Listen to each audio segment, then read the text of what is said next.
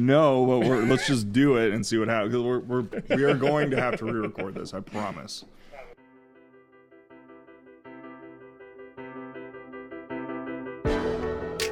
Hello, welcome to the 10-7 podcast, where we bring the science of emergency medicine to the day-to-day life on the truck.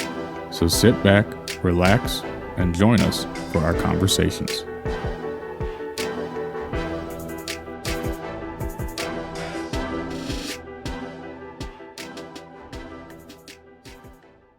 All right, well, welcome back to the 10-7 podcast. We're here today to talk about dual sequential defibrillation. Shut that gobbledygook down. This is Hunter Shifley, and I'm here again with Andrew Gist. Hi. There we go. All right. So today we're talking about a trial that was done in Canada. It was done by Dr. Cheskis, Dr. Verbeek, Dr. Drennan, and someone with the initials ACP. Sorry if I butchered your names. It's probably their DJ name. Oh, it probably is, for sure. You know how they love to study dual sequential defibrillation. Canadians? Yeah. Oh, yeah, DJ. Yeah. So this trial, like I said, was done in Canada. It was spread across 6 paramedic services. It was randomized. All the patients were randomized across those services. The primary outcome was patient survival to discharge. And the secondary outcome was termination of VFib and ROSC. Those are combined into one outcome. This trial does not cover VTAC. It just goes over persistent VFib. So that is something to take into consideration. It is a double-blind study. So that's something to note. Has a little merit. Everything we cover is going to be a double-blind study. Yeah. Andrew, do you want to go over the patient enrollment, how that's broken down? Total number of patients, they took 405. They treated it with either 1 out of 3 techniques, standard defibrillation, which is 136 patients. Vector change would be like a posterior to anterior. It was 144, and then a dual sequential was tested on 125. Yeah. So I kind of want to go over defibrillation a little bit first. I know most of our listeners are probably familiar with it, because if you're listening to this podcast, it's probably because we guilted you into listen to it. But defibrillation is basically when you put pads, or it used to be paddles, and you would send electricity through somebody's body to try and get them out of a cardiac rhythm that is not sustainable with life, so VTAC or VFib. Now, those defibrillators used to be, and AEDs used to be monophasic, which means the direction of travel of the electricity was one way. It only traveled from one pad to the other, or one paddle to the other. Most all AEDs and monitors are biphasic now, which means that it travels in both directions. Forward and back. Forward and back. And the normal placement, so the standard defibrillation group had placement at the second intercostal space, kind of mid-clavicular line. In the middle. In the middle. Right and then they had the second pad placement on the left mid-axillary line around the sixth intercostal space.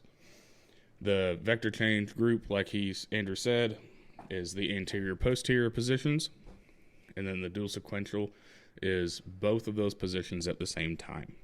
Okay, they are trying to decide what type of defibrillation pad placement works best to get people out of VFib. Okay, so the results. The DSED group was more likely to survive to hospital discharge than standard group. It was 30.4% versus 13.3%. And that's with a 95% confidence interval. Imagine that. That's pretty high. Double the electricity, cover all the directions. They really should have called this like works better. Zeusing or Thoring or something. I don't know. Like just more electricity means better. Yeah. They missed an opportunity, but whatever. Who are we to judge? Well, every time I read that vector change, I think of the supervillain from Despicable Me. The joke I told you earlier. No, oh my God, no. Okay, back to the results. Right, The science. vector, yeah, the vector change group also had a more likely chance of survival to hospital discharge than the standard group, which was 21.7, again versus the 13.3, and that confidence interval is also 95%. The DSED group, but not the vector change, was associated with a higher percentage of good neurologic outcomes upon hospital discharge than the standard. Okay, so what that means is that if they use the dual sequential defibrillation during your cardiac arrest, you're more likely to be able to get up, walk around, wipe your own butt, type of deal when you're discharged from the hospital. Okay, we all know that that's a not very good in cardiac arrest to start with. So anything we can do to improve that, we need to be doing. Again, both those groups, the percentages were compared against the standard defibrillation groups. So a little bit more about the defibrillators, right? When a defibrillation is delayed, according to the NIH, effectiveness is reduced by almost 10% per minute. VFib is caused by chaotic, dysrhythmic firing of multiple irritable myocardial foci in the ventricles, causing fibrillation of the ventricles. Big words. Basically what it means is you have reduced cardiac output. All right? There's no coordination in your ventricles to be pushing the blood out, let alone your atria. So your blood just kind of sits there and vibrates. It's right? not perfusing. Not perfusing. The defibrillation causes a momentary cessation of all cardiac activity by producing nearly simultaneous depolarization of a critical mass of the myocardium. A lot of big words. Again, basically what you're doing is you're sending so much electricity at the right time that as all those cells are depolarizing, it kind of jolts them into depolarizing all at once because you're sending that electrical charge through. At least the way I understand it. Is that the way you understand it? Yeah, it slaps. It slaps. It slaps them. Slaps them silly, and they wake up. I mean, the precardial thump, right? We need to bring that back. I think we should bring that back. I think that would What is help. it, 5 joules? I don't. Not a clue. I think it's 5 joules. Could be. Maybe we needed to. Maybe we should bring it back. Maybe we should bring it back. I mean, what's the harm, right? Changing pad placements simply changes the vector at which electrical shock is being delivered across the heart. So basically, like we talked about with the vector change group, you're not increasing. So the vector has direction and magnitude, right? So we're not changing the magnitude of the shock. We are just changing the direction of the shock. We're no longer going from the patient's right to left across their chest through their heart. We're going from the anterior to the posterior positions. That's all the vector change is doing. But when you get the dual sequential defibrillation, you're covering right to left and front to back at the same time with two separate charges. Okay? We went over the placement. Did they discuss at all about shocking both at like 360? Yeah, so there wasn't any. Let me make sure I'm not misquoting this article. There wasn't any specific reference to the joules used. It was just appropriately dosed. It's just appropriately, and most of the time, I mean, especially pre-hospital, what are we all going to first? 360, right? Like, I mean, generally, if we can. Yeah. Unless it's a kid or something, yeah. Yeah. Something else of note to mention: most of the patients that were used in the dual sequential persistent VFib group had received more than 10 shocks prior to. Let's see here. Yeah, they don't say anything about the magnitude at which they were, the electricity level that they used during the defibrillation. Yeah, no. Yeah. Okay. There's one more thing I want to talk about. Why this is even a discussion, right? Like, we've been doing the same thing for so long, just like epinephrine. We've been doing 1 milligram every 35 minutes since the 1920s when they were killing dogs, right? Murdering. They were murdering puppies. Tactically acquiring dogs, okay? Mm-hmm. So why are we introducing this now? Obviously, science has gotten better. we need to be continually curious and continue to educate ourselves for the betterment of our patients, right? So they have 3 proposed theories, and this is from, again, the NIH, of why this has better outcomes. Dual sequential defibrillation has better outcomes, right? The first theory is a power theory. Studies have shown that higher energy has improved success on subsequent defibrillation. One of the leading theories behind the success of dual sequential is that administration of more joules during transthoracic defibrillation allows for the conversion of all the myocytes out of the refractory VFib. So basically, you throw more power at it, more chance of converting, right? Zeusing. Yes. Makes sense. Yeah. Zeusing. Zeusing. I like Thor. Thoring. Thoring. Although Zeusing sounds better. Thoracic thoring. Right. I don't know. Either way. The second theory is Copyright pending. Copyright pending. We gotta get that little trademark up above the. Yeah, that is our idea, and it is under copyright. So the second theory is the setting up theory. Another leading theory behind dual sequential suggests that the first transthoracic current lowers the defibrillation threshold, which then increases the second transthoracic current's success at converting any remaining fibrillating myocytes. So basically, you get one shock. It may not knock all the myocytes that are currently firing out, right? You can get some of them. Mm-hmm. But that first shock, they are theorizing, lowers the threshold for that second shock to come in and really clear it up, right? And the third theory is the multiple vector theory, and that's the direction, right? They change in the direction to both. Another hypothesized theory. That word. Hippopotamus theory.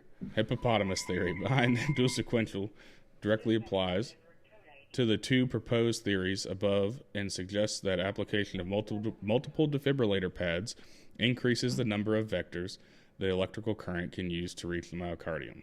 So basically, theory 3 is just a sum of 1 and 2 put together. Right? Cover all our bases here. So in case it's either not one or 2. It's both. It's both. Got it. That's the safest way to put it, right? I think I want to go with theory 3. I don't know what it is yet, but exactly. So basically, why it could work is one of the 2 reasons that the only 2 reasons it could work. Science is so I wonder stupid. why. Okay. Yeah. Oh, man. It's probably 3. It kills me. I'm going to bet my money on 3. Right.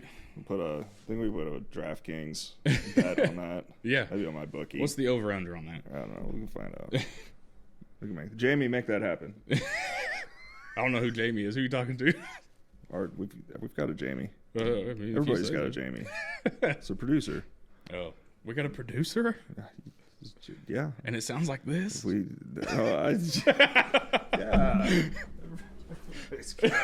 Everybody's got one. Okay, so let's talk about this realistically. How often... Now, we work night shift, so it's a little more often we get 2 trucks on a call, a code, right? Day shift has a lower chance of getting 2 trucks on a call. So what's the one piece of equipment that you need, 2 pieces of equipment that you need to perform this? Firefighters. You need 2 monitors, right? Yeah. We would. I could see that being an issue. Probably the biggest issue. I feel like somebody did that on a call once. Mm-hmm. And I don't know if they got a good result or not, but I feel like it's happened. Well, look, you got to keep this in mind, too. It's a code. The success rate on it, the rate of ROSC on a cardiac arrest, especially out-of-hospital cardiac arrest, is extremely low. Yeah. You have our response times, 5 to 20 minutes, depending where you're at. Rarely in this county. Witnessed. Right. And are they witnessed?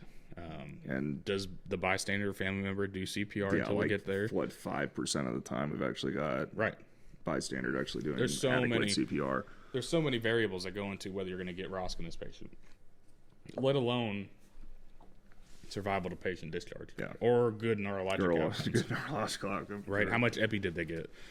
Because, it's 3 to 5 milligrams of epi Oh, That's a ton. yeah. And then the hospital gives more because they're working And for they get 45 minutes. Yeah. Yep. So even if they get ROSC, brain function's a toss-up, right? Yeah. So those are all variables you have to take into account. But if you have a patient that, you witnessed, or you got there and they're in the VFib, you got there quick, this might be something we could practice, right? You do your first shock or two, and it's not working, and you have a second life pack available, throw the second set of pads on there. Give it a shot. Right? Now, you do have to do this almost simultaneously, right? You can't just go, oh, I'm hitting shock now, and then they shock, and then, oh, hit your shock. No, this has to be planned, well thought out. So life pack, if you could find a way to sync monitors, that'd be very helpful. Yeah. Or put 2 pad cables on one monitor. Because it's biphasic, it uses less battery recruitment to cause the shock. So would the monitor need the capability of sending out 720 joules, or like? It would need, because it's not. The way I understand this, I am by no means an expert. That's why we're sitting here talking about it. Yeah, right. In the notes, it says discussion, so that's what we're doing now, right? Yeah. Okay. Yeah. Gotcha. And Google is our friend. The way I understand it is that the shocks don't happen in exactly the same moment, right? They would happen almost simultaneously, but not simultaneously. Close because if enough you're to- doing them simultaneously, you do get that, 720 joule shock, and you don't get that 360 that knocks out the first set of myocytes and lowers the threshold. Right. So it has to be almost simultaneously, but not simultaneously. Okay. Does that make sense? Yeah. And so if they could set it up like that, to where you hit the button, you set it up, there's a setting you could click on the life pack. That would be really cool, really, really easy, especially for these counties, these services that only get one truck running CPRs. They're working on a life pack 20 now, right? I have no idea. Okay. I really like the Philip Tempest Pro. It's a nice. I've never used it before. Never used it. I want to, but I've never used it. But so the other complication that we would run into with this in the field is just the ability to place, because you've already replaced your normal orientated pads, right? Now you have to stop CPR, roll the patient on their side, and try to get that pad on their back. The anterior pad's not a problem, but the posterior pad is going to be a problem, especially if you have a bigger patient. Might be an issue. So that's one of the complications I could see coming in. But I think it's worth considering, especially if you have a patient who, after 1 or 2 shocks, after a couple rounds of ACLS, they're in persistent VFib. What else are you going to do? Jamie over here has shown us some encouraging notes. We'll take note of that, Jamie. Thanks. So, if you couldn't tell, we're recording this on station this time. There we are. So I guess with the vector change alone caused some improvement over standard. Yes. Right? So there was a significant improvement. I mean, statistical and clinical difference and improvement. So the dual sequential group had a 35% higher, or 30.4%. Well, let me do the math here. 30.4 versus 13.3. So that's 17% higher rate of survival to hospital discharge. And on top of that, it also had a higher percentage of neurologically intact patients upon hospital discharge. Now, to be fair, the vector change also had a higher percentage of survival to discharge patients. Yeah. So just changing your pad placement is also, according to this trial, more successful in converting people from persistent VFib. The only thing I could find an issue with is if we were using a Lucas device.